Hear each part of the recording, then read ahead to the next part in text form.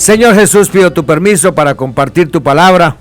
Mi eterno y soberano Dios, seas tú utilizando estos labios de barro y rompe esos corazones de piedra, de mármol, de diamante, y convierte los corazones en corazones de carne, para que tu palabra, que se va a enseñar en estos momentos, llegue y cubra las necesidades, todas las necesidades que tenemos nosotros los seres humanos. En tu nombre, mi eterno y soberano Dios, Jesús de Nazaret.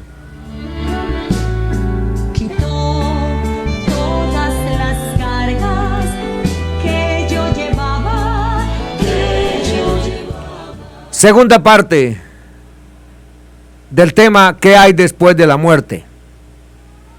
Y habíamos terminado con una frase que decía, en el cielo, realmente vamos a la casa de nuestro Padre, a sus moradas preparadas para los que le aman. Segunda parte. El cielo parece tan maravilloso que muchas personas se sorprenden cuando descubren que la Biblia enseña que el cielo no es el último capítulo o el final. Estamos tan acostumbrados a la idea de que todo el cristianismo trata acerca de llegar al cielo, que a muchas personas les resulta difícil imaginar que la Biblia diga algo sobre la vida después de la muerte. Sin embargo, cuando la Biblia habla sobre el destino final de los cristianos, raramente habla acerca de un cielo donde la gente flota en un ambiente de tranquilidad pura, quietos, reposados. Más bien, se centra en algo aún mejor, la resurrección de los muertos. Tal vez se requiera una pequeña aclaración.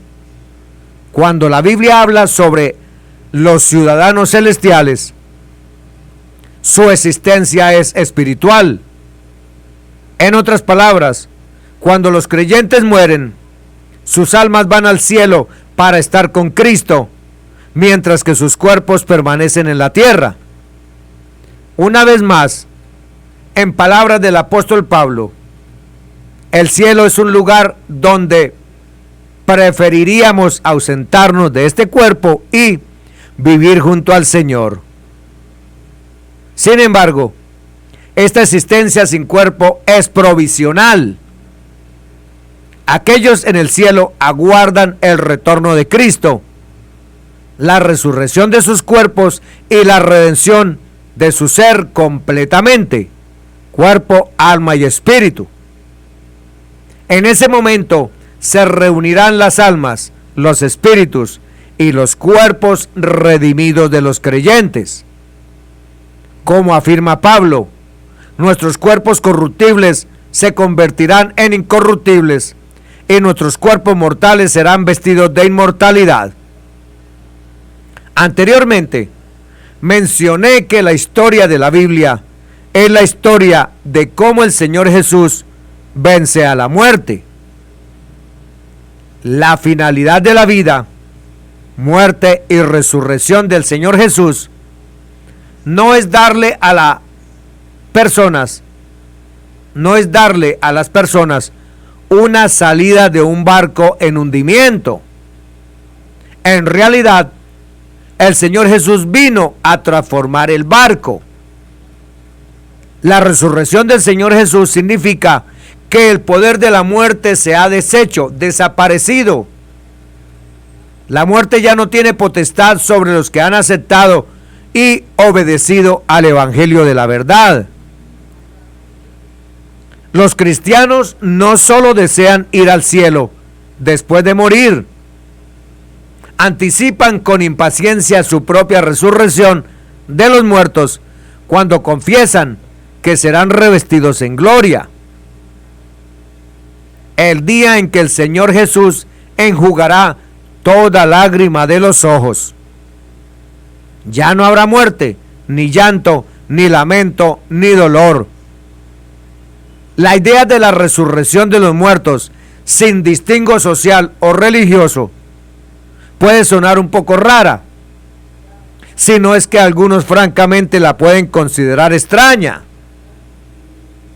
Preguntamos, ¿acaso los cristianos, cuando creen que los muertos resucitarán, tienen una teología zombie? No, pues los zombies, según las películas, son muertos corruptos en vida. Cuando la Biblia habla de resurrección, está describiendo algo totalmente diferente a la mera resurrección. Cuando los creyentes son resucitados de entre los muertos, son parte del reino de los cielos, a diferencia de nuestro mundo actual. Esta redención y transformación de nuestro cuerpo en gloria no será envenenada por la muerte, la decadencia, la enfermedad o la tristeza. Preguntémonos, ¿parece esto confuso? ¿Parece esto increíble? Pablo explica esto de manera más completa en 1 Corintios 15. Te recomiendo leer el capítulo completo. Lo esencial es esto: la esperanza cristiana de la resurrección futura radica en lo que el Señor Jesús logró para nosotros en su propia resurrección, destruir el imperio de la muerte. Decir que la resurrección de los cuerpos es imposible es decir que Cristo no fue resucitado. Pero Pablo dice que Cristo fue resucitado. De hecho, el Señor Jesús fue la primicia de una cosecha de resurrección que será realizada en el arrebatamiento de la iglesia y en su segunda venida, cuando resuciten todos aquellos santos y justos de la antigüedad. El Señor Jesús conquistó la muerte, no solo para Él, sino para todos los que esperan en Él, o esperamos en Él.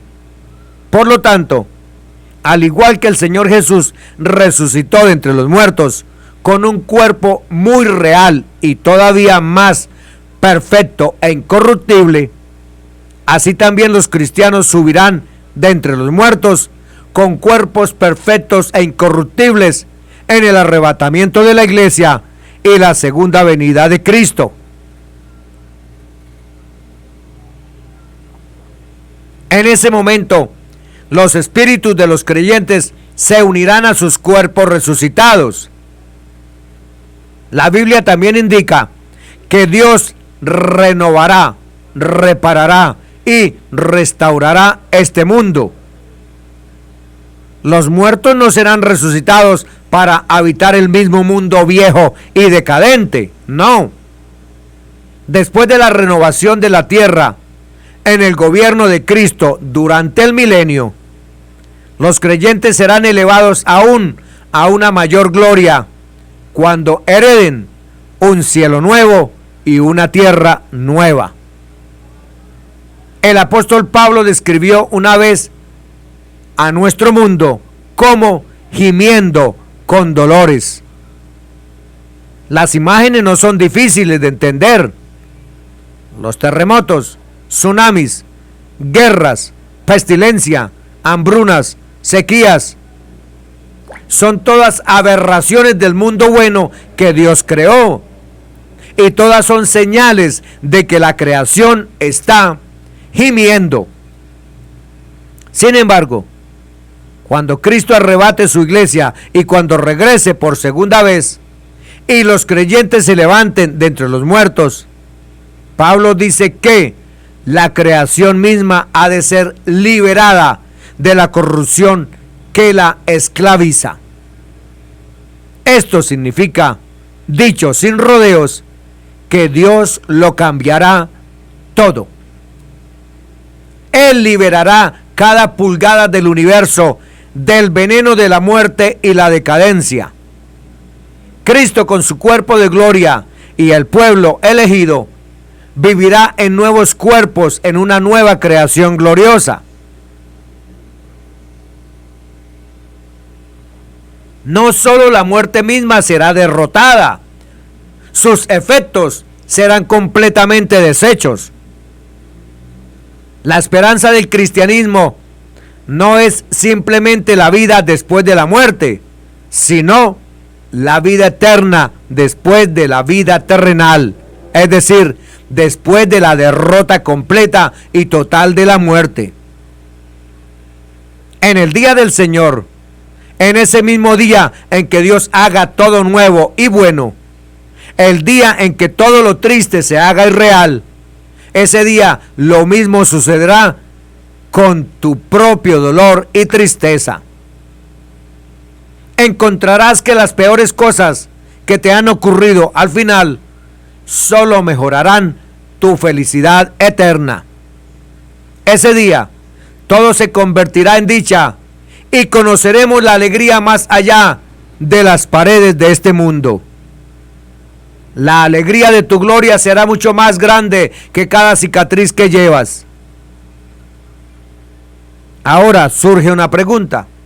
¿Y qué hay acerca del infierno? Ahora podríamos estar pensando, el cielo parece estupendo y una vida perfecta, y sin la muerte suena aún mejor. Pero, ¿qué pasa con el infierno? ¿Realmente la Biblia describe un lugar de fuego y azufre, de sufrimiento eterno? ¿Enviaría un Dios amoroso a alguien al infierno?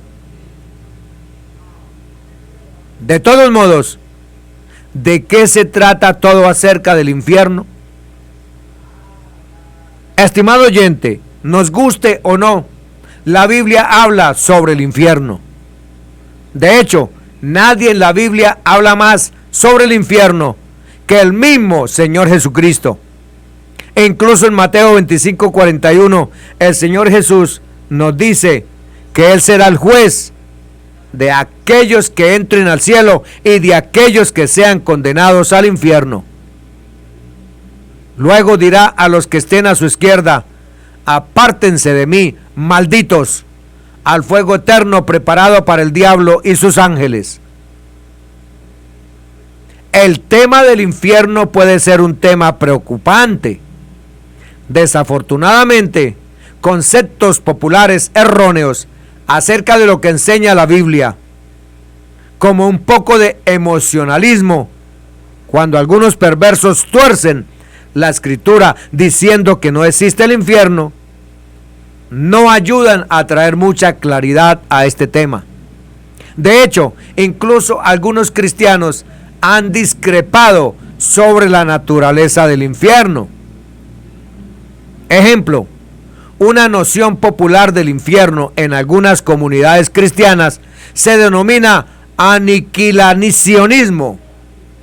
El aniquilacionismo afirma que aquellos que mueren sin una fe salvadora en Cristo dejan de existir.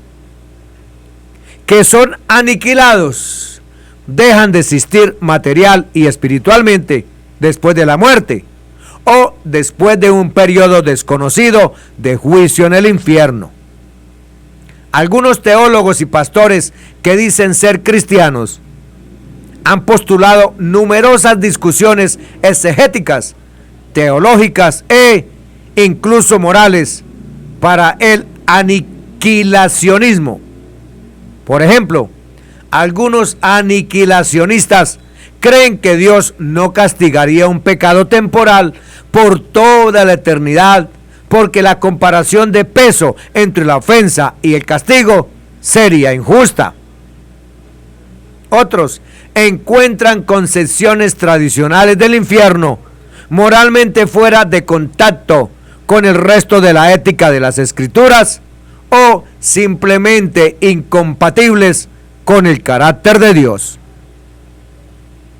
Estos son solo algunos argumentos de muchos llamados cristianos que están a favor del aniquilacionismo. Entre estos se cuenta a los unitarios universalistas. el catolicismo, la religión ortodoxa griega, los falsos testigos de Jehová, los mormones, los mal llamados adventistas del séptimo día, entre otros. Tan atractivo como pueda ser el aniquilacionismo, rebaja, disminuye, demerita la revelación de la justicia de Dios y la predicación de los propios escritores bíblicos sobre el tema. Como siempre, los cristianos deben responder cualquier inquietud, duda o pregunta teológica, religiosa, sobre la base del texto bíblico. Un análisis detallado de cada paso irá más allá de los límites de cualquier intento personal de interpretar la Biblia a su propia manera. En cambio, vamos a construir una breve composición fotográfica de lo que dice la Biblia sobre el infierno. En primer lugar, el infierno existe porque la naturaleza de Dios está fuertemente en oposición al pecado y a la injusticia. La Biblia nunca retrata a Dios como una deidad petulante e irritable que arroja a la gente al infierno a su antojo. El infierno existe porque Dios se opone irrevocablemente a la maldad. En segundo lugar, el infierno es un lugar de juicio justo. El infierno existe para que el verdadero mal sea castigado con justicia. El Señor Jesús mismo llamó al infierno un lugar de castigo por el pecado. El apóstol Pablo habló del justo juicio de Dios. En efecto, habrá sufrimiento y angustia para todos los que hacen el mal. En tercer lugar, el infierno es sufrimiento eterno. Una vez más, el Señor Jesús, como maestro lleno de gracia y verdad, afirma esto con más fuerza que nadie en la Biblia. Él describe el infierno como un lugar de fuego inextinguible, que nunca jamás se apagará, un lugar de tormento eterno, para siempre, para siempre. Seguramente hay algunas preguntas sobre qué causa el sufrimiento en el infierno. La Biblia utiliza muchas imágenes diversas para describir las molestias del infierno.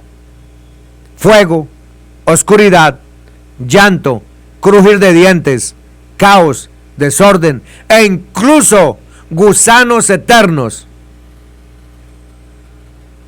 Si estas descripciones son o no literales, en última instancia, no creerlas o desecharlas no es importante. Cualesquiera que sean los detalles del infierno, es el lugar donde Dios ejerce su juicio justo contra el pecado, aunque la humanidad las rechace o no las crea. En pocas palabras, la Biblia describe el infierno como el juicio justo de Dios, como castigo de la maldad humana. Lamentablemente, muchas personas asumen que si el infierno es real, entonces Dios no es amoroso, sino un Dios rencoroso. Una lamentable caricatura del infierno representa a Dios como un ogro tenso que pierde la paciencia y proyecta a la gente en un tormento eterno cuando le desagradan. Peor aún es la noción de que si el infierno es real, entonces Dios debe ser un sádico, un tirano que se deleita en infringir dolor a criaturas indefensas, pobrecitas. Mientras que estas descripciones pueden caracterizar a deidades paganas del mundo antiguo, nada podría estar más alejado del retrato bíblico de Dios. El Dios que llega tan lejos como sea posible para rescatar a su creación del pecado y de la muerte. El Dios de misericordia y bondad que no escatimó ni retuvo, ni negó a su Hijo para venir a dar su vida en rescate por todos. Una de las cosas más importantes que debemos recordar es que el infierno existe porque, como nosotros, Dios ama la justicia. A nadie le gusta ver a verdaderos villanos salirse con la suya, sin pagar su maldad. Nuestro corazón se siente desconsolado cuando vemos que pecadores que destruyen sus vidas y las de los demás no rinden cuenta de sus acciones en la tierra. Nuestras almas se estremecen cuando vemos instituciones malvadas oprimir a los pobres por el bien de los ricos. Nos duele cuando algunas personas son maltratadas, abusadas y aprovechadas. ¿Por qué anhelamos justicia cuando escuchamos que alguien abrió fuego en una sala llena de niños de primaria? ¿O cuando recordamos las atrocidades del Holocausto? En cierto modo, todo ser humano anhela justicia y sabe que es buena. No podemos soportar la idea que el mundo cruel e injusto no reciba retribución. Nada es más inquietante que la noción de que tanto el oprimido como el opresor, el perpetrador y la víctima cumplirán el mismo final. El corazón humano anhela justicia porque reconoce que hay verdaderas injusticias en el mundo que simplemente no deben quedar impunes. El infierno es el lugar donde Dios castiga el pecado. El infierno existe porque, como nosotros, Dios ama la justicia. Y si nosotros, que somos tan deficientes, anhelamos justicia, ¿cuánto más lo hará Dios, que es perfecto? Salmo 89, 14. Justicia y juicio son el cimiento de tu trono. Misericordia y verdad van delante de tu rostro. Segunda de Tesalonicenses 2:8. Vendrá para castigar a los que no reconocen a Dios ni obedecen al Evangelio de nuestro Señor Jesús. Salmo 11:6-7. Sobre los malos hará llover calamidades, fuego, azufre y viento abrasador será la porción del cáliz de ellos. Porque Jehová es justo y ama la justicia. El hombre recto mirará su rostro. No entenderemos todo acerca de la justicia de Dios, pero la Biblia enseña que el infierno es una garantía de Dios de que su juicio será justo y que un día todos los males y los malos serán castigados.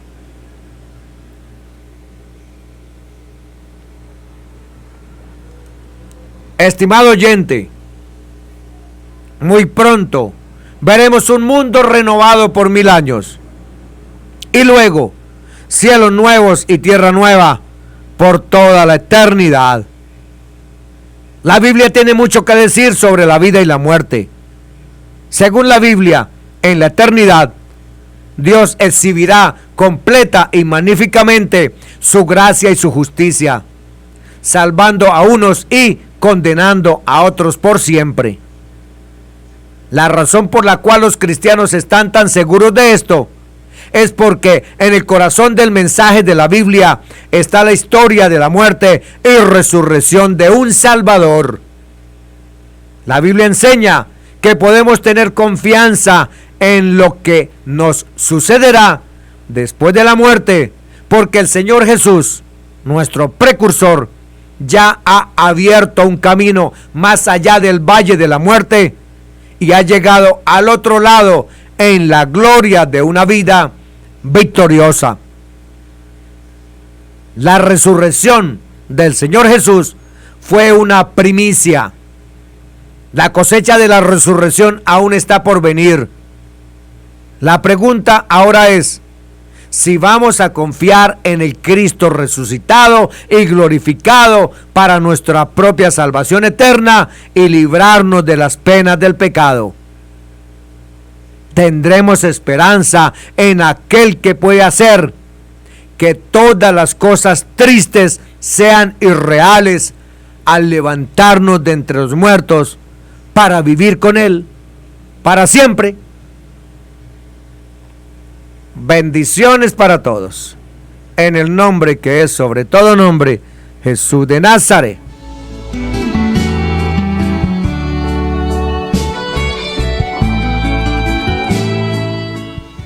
Gracias, mi eterno y soberano Dios, por darme permiso de compartir tu palabra. Danos entendimiento y sabiduría cada día más para escudriñar, leer, entender y llegar a un conocimiento más de esta tu divina palabra. Bendito eres tú por los siglos de los siglos, mi eterno y soberano Dios, Jesús de Nazaret.